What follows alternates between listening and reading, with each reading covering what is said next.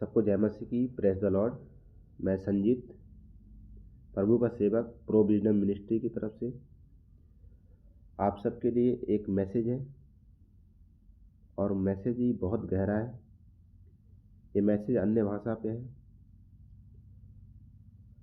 आप सब जानते हैं, जितने भी प्रभु पे विश्वास करते हैं, जीसस पे, वो सब जानते हैं कि अन्य भाषा किसकी तरफ से है।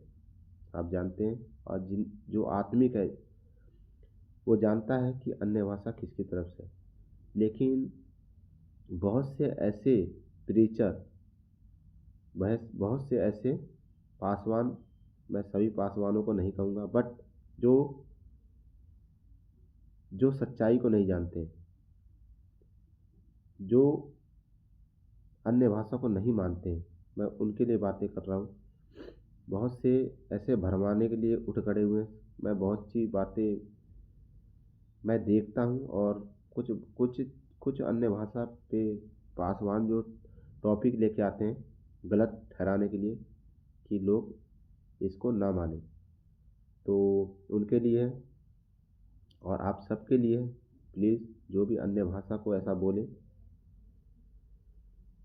आप उससे दूरी बना लीजिए, क्योंकि परमेश्वर कहता है, परमेश्वर वचन में लिखा है, मैं पढ़ के सुनाता हूँ आपको। 1 कुरिन्थियों 14:2 में लिखा है, क्योंकि जो अन्य भाषा में बोलता है वह मनुष्य से नहीं परंतु परमेश्वर से बातें करता है, क्योंकि कोई उसकी नहीं समझता, परंतु वह आत्मा में होकर भेद की बातें करता है। आमीन।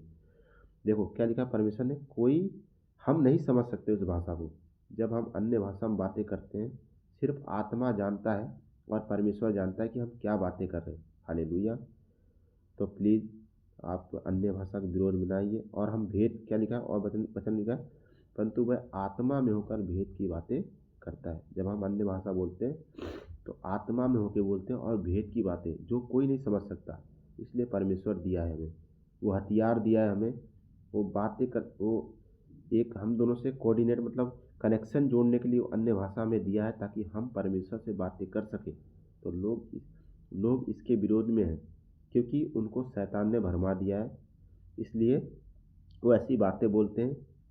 और सचमुच परमेश्वर ने कहा कि ऐसे लोग आएंगे अंत के समय में, जो कि मेरे वचन से तोड़ मरोड़ के बातें करेंगे, मतलब उसमें से तोड़ के फिर बातें करेंगे।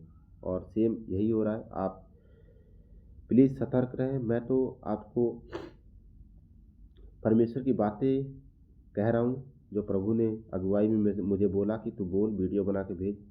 तो प्लीज़ आप इन बातों से, इन लोगों से दूर रहें, जहाँ ऐसी बातें बोल रहे हैं, कोई भी हो, ऐसी बातें बोल रहे हैं कि अन्य भाषा का विरोध कर रहे हैं। प्लीज़ आप वहाँ से हट जाइए। और सचमुच मैं आपसे कहना चाहता हूँ, आप जीवित चर्च से, जीवित कलीसिया से, परमेश्वर की आत्मा से जुड़े रहिए। परमेश्वर आपको और भी वरदानों से भरे, और भी आशीषों से भरे, अपने बुद्धि समझ ज्ञान से भरे। खुदावन आपको ब्लेस करे। तो आप बने रहिए, और आप परमेश्वर से अपनी आशीषों को मांगिए, जो परमेश्वर आपको दे चुका है। आप प्लीज़, आप इन चीज़ों से बचे रहिए। धन्यवाद जी। God bless you all.